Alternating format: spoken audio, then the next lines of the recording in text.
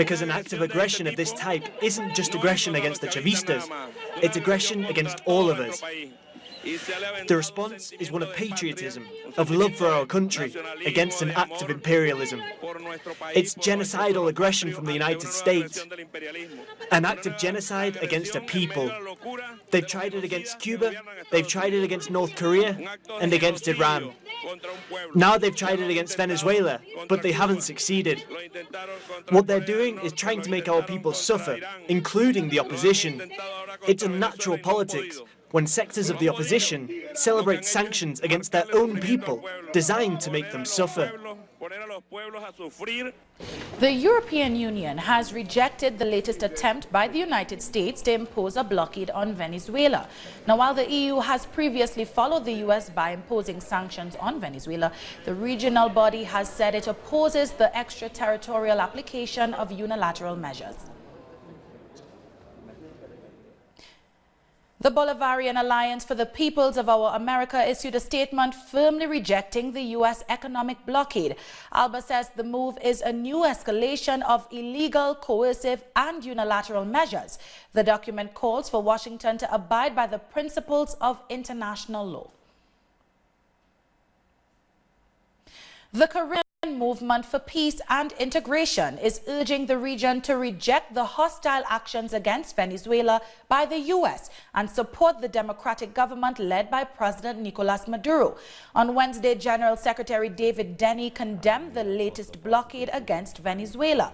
This as on Monday, the U.S. froze all Venezuela's assets and prohibited its citizens and businesses from making transactions with the South American country. Denny also slammed the U.S. court ruling which permitted Canadian company Crystalex International to attach Venezuelan oil company Citgo to its portfolio, effectively stealing over US $18 billion of the country's assets. Meanwhile, Denny further criticized the heightened military pressure against the Bolivarian Republic. He referenced U.S. military jets which have flown in Venezuelan airspace over 55 times since the end of July, violating the country's sovereignty and international law. Denny said that since the failed U.S.-backed coup, Trump has continued his offensive, which threatens the dialogue between the Venezuelan government and opposition, as well as peace in the wider Caribbean. In Argentina, presidential hopeful Alberto Fernandez and his pick for vice president, Cristina Fernández de Kirchner, have completed their electoral campaign just ahead of the primary PASO elections on Sunday. Natural resources are very important for the development of any country, but you have to remember that these resources, let it be oil, minerals, or anything else, are limited. They will dry up in a matter of time. So we need to rely on one that never ends, knowledge. It's the intelligence of men and women on which we have to build our homeland. We are here with you all for all of these things. I love you all. Despite everything, I'm still standing, and it's thanks to you all. Now, the current right-wing government's austerity measures are likely to play a big role in the coming elections in Argentina. Our correspondent Sabrina Roth has more from Buenos Aires. Multitudinaria movilización este 7 de agosto. A massive crowd has mobilized this August 7th from the San Cayetano Sanctuary located in the city of Liniers to the National Congress at Buenos Aires capital city. Thousands walked more than 12 kilometers to claim against Macri's adjustment policies. The San Cayetano Church had to open its doors last night for the quantity of people that had gathered outside to ask for jobs as a result of the social and economic crisis under which Argentinians are living right now. The priest of that church, José María Saldevals, has never seen before such a crowd in his 35 years there, with people that even ask him for candles for having suffered power outage. Another way to show about the catastrophe that is being lived in Argentina as a result of the neoliberal policies applied and exacerbated by the IMF after the deal signed with the national government. That was Sabrina Roth with that report. Still to come, Barbados welcomes the President of Kenya for a 3-day visit. Stay with us.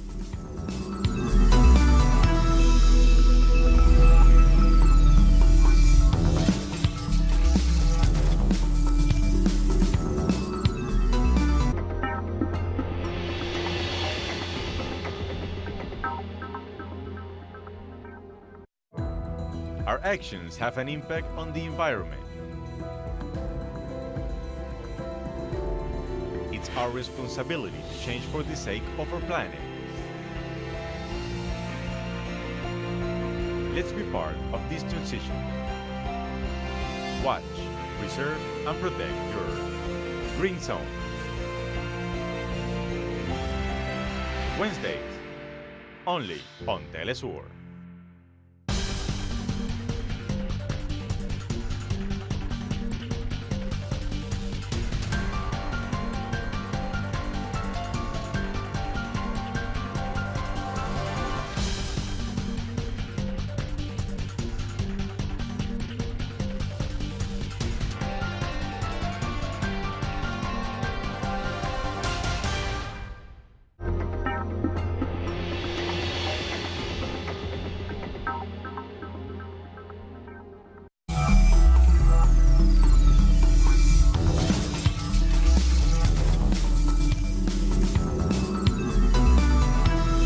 Welcome back.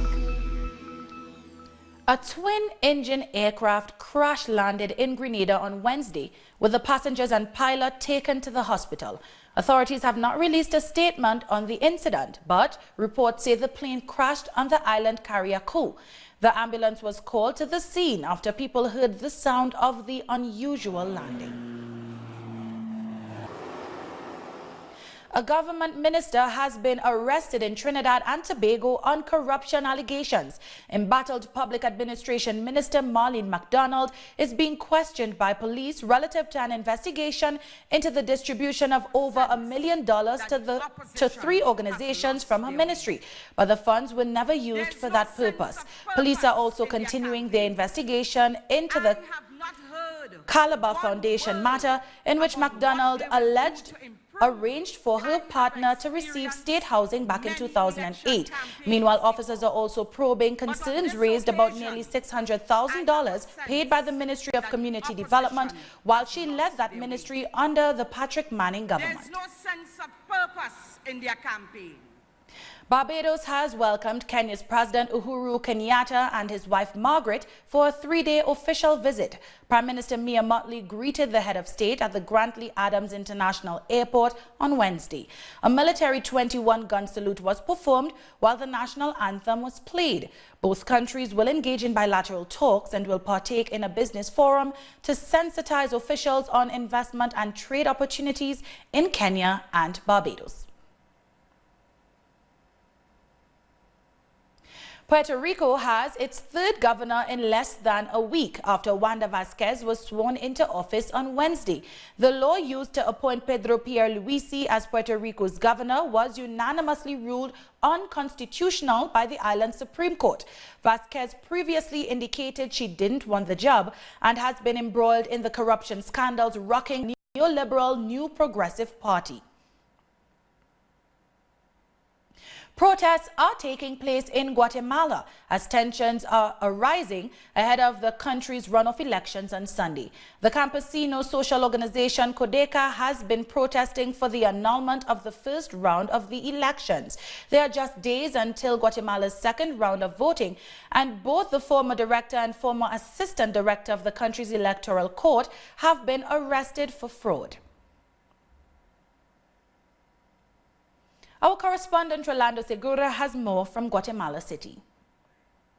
A apenas 5 días de la segunda vuelta electoral. It's just days before the 2nd round of elections, and the Attorney General's Office for Electoral Crimes arrested the former director and assistant director of the Tech Department of the Electoral Court for allegedly destroying records.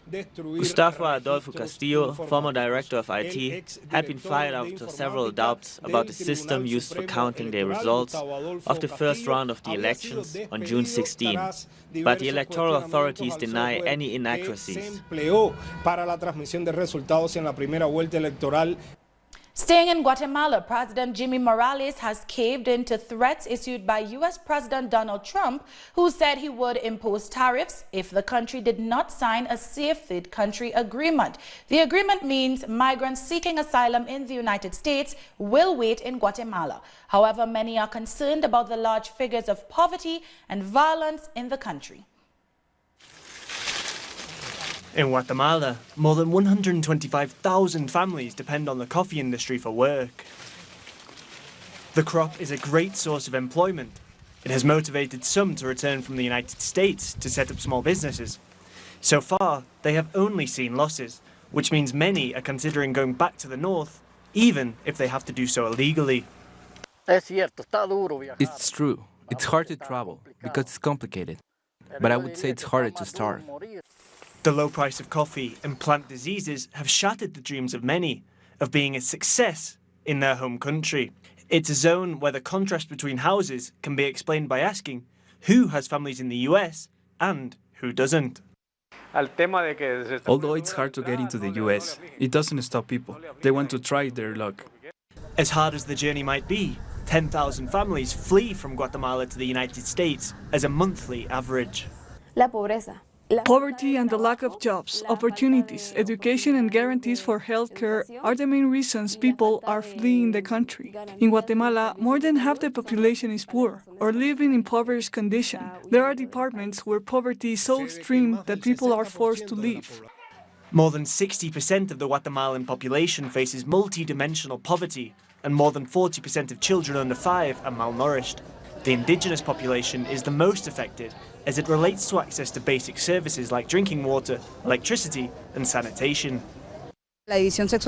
Women are negatively affected by the division of labor, although they sustain a third of the economy, and of that third, 67% of women do not receive equal pay to men. In the midst of these events, and the threat to tax Guatemalan goods and family remittances, the United States has imposed a migratory agreement where it describes Guatemala as a safe third country. Guatemala is not a safe country. Look at the poverty indicators that make people migrate. Really, it's out of desperation or not finding opportunities. But there are also social violence indicators. The United States is even warning its citizens to take precautions when traveling to Guatemala.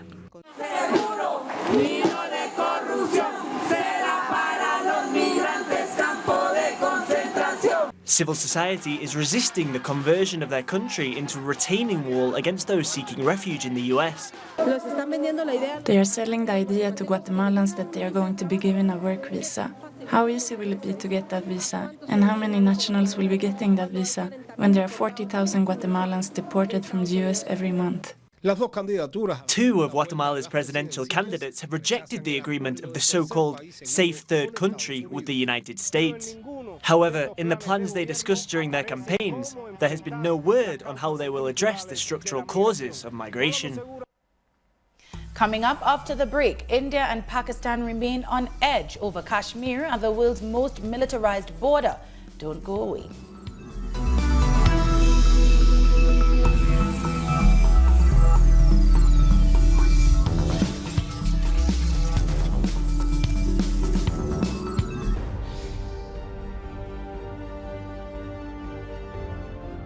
Acompañamos a los pueblos que resisten en cada una de sus luchas. Somos esa ventana que se abre para visibilizarlos entre fronteras.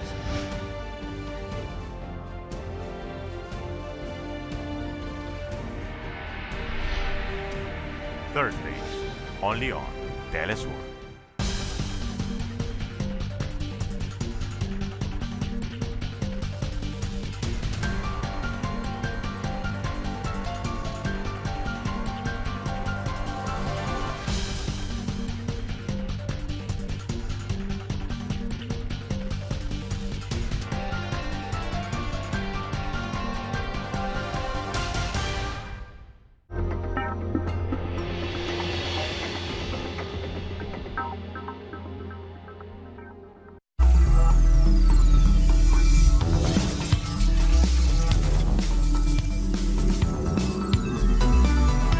Welcome back.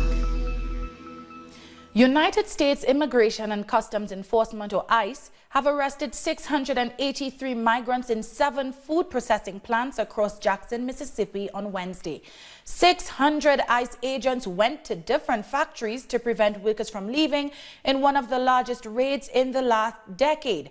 The officers demanded identification documents from employees and only let out those who had all legal requirements. The raids were carried out in an area populated mostly by Mexican workers. Mexico's foreign ministry said it will offer legal support to its nationals who have been arrested. Now, the children of the arrested migrants were left behind. Many cried in the streets as strangers tried to comfort them. Neighbors were said to be taking them to a local gym for the night. Shifting gears now, tensions remain high in Jammu and Kashmir as India puts the region on lockdown. The nationalist government, led by Prime Minister Narendra Modi, controversially withdrew Jammu and Kashmir's semi-autonomous status on Monday. The move has been condemned as undemocratic and caused major diplomatic outrage in neighboring Pakistan, which has historically claimed sovereignty over parts of the larger Kashmir region. There is no one in sight on the roads. It doesn't look like a curfew.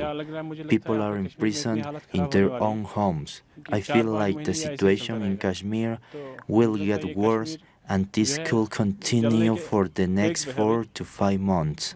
I feel like Kashmir is on the verge of burning.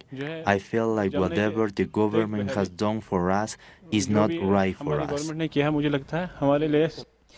The escalation between the two states has caused concern as they share the world's most militarized de facto border. In the latest development, Pakistan has expelled India's High Commissioner to Islamabad.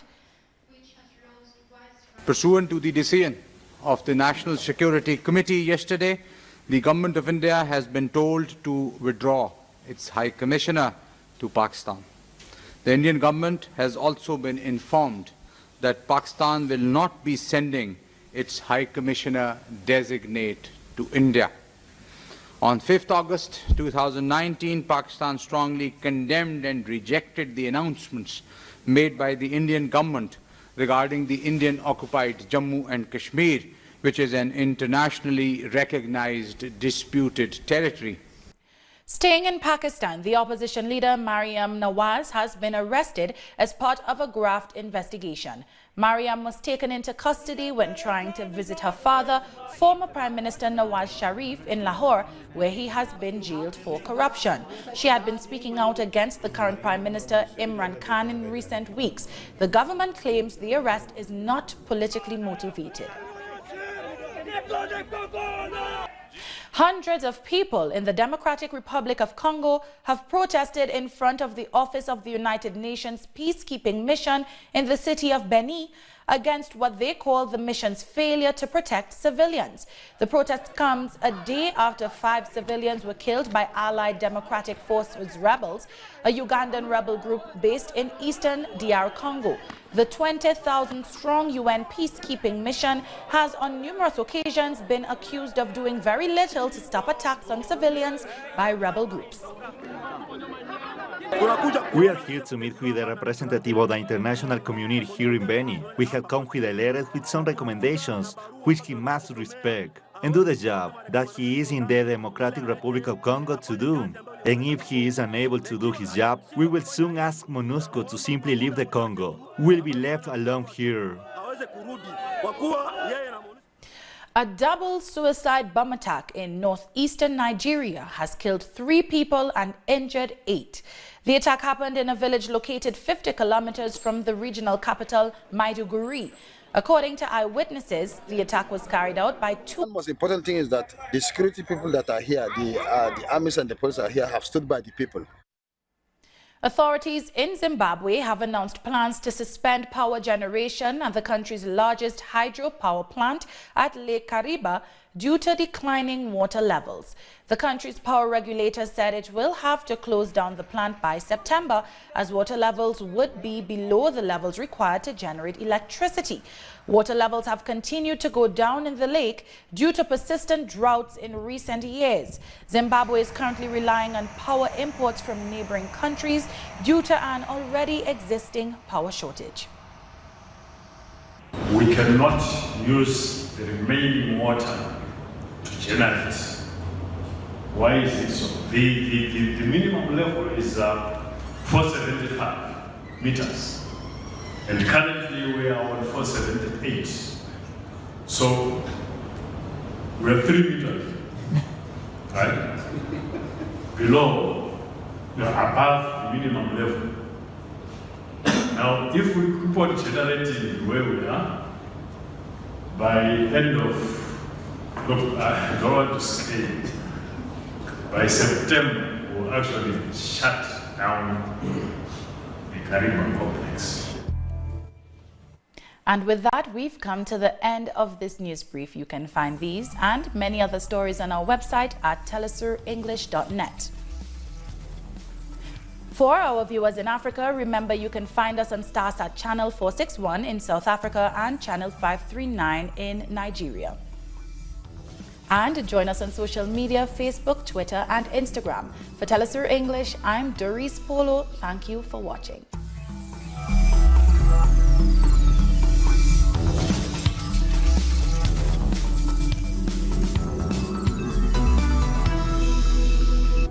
The life is full of moments. Moments of fight. Moments of hope. Moments that transcend. Moments that you can live in. Telesur documentaries. Sundays. Only on Telesur.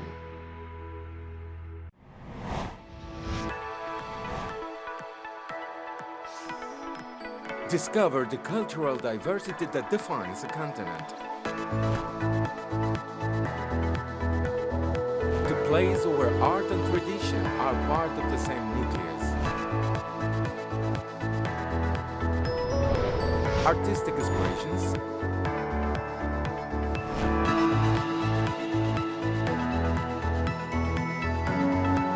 values,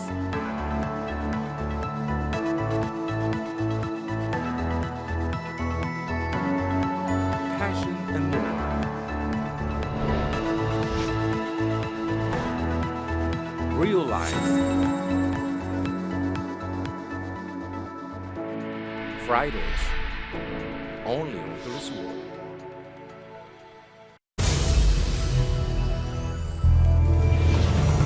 You're watching Telesur English. I am Doris Polo. These are the headlines at this hour. Hundreds of Brazilians rallied in support of former President Luiz Inacio Lula da Silva, while the Supreme Court decided whether to move him from the federal police prison in Curitiba or to a prison in Sao Paulo.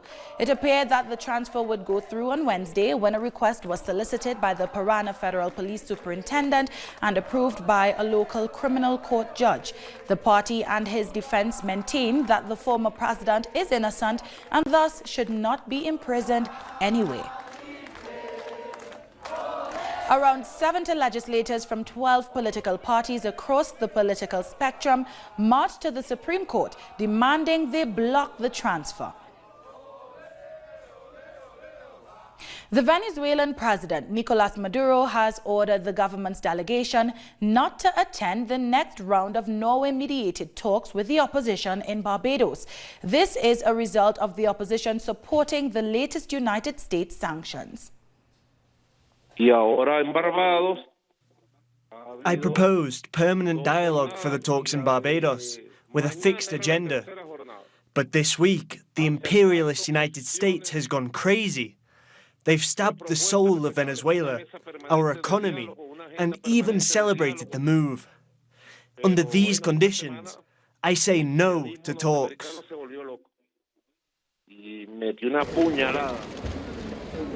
Rejected the latest attempt by the United States to impose a blockade on Venezuela. While the EU has previously followed the US by imposing sanctions on Venezuela, the regional body has said it opposes the extraterritorial application of unilateral measures. In Argentina, presidential hopeful Alberto Fernandez and his pick for Vice President Cristina Fernández de Kirchner have completed their electoral campaign just ahead of the primary PASO elections on Sunday. Los recursos naturales Natural resources are very important for the development of any country, but you have to remember that these resources, let it be oil, minerals, or anything else, are limited. They will dry up in a matter of time. So we need to rely on one that never ends, knowledge.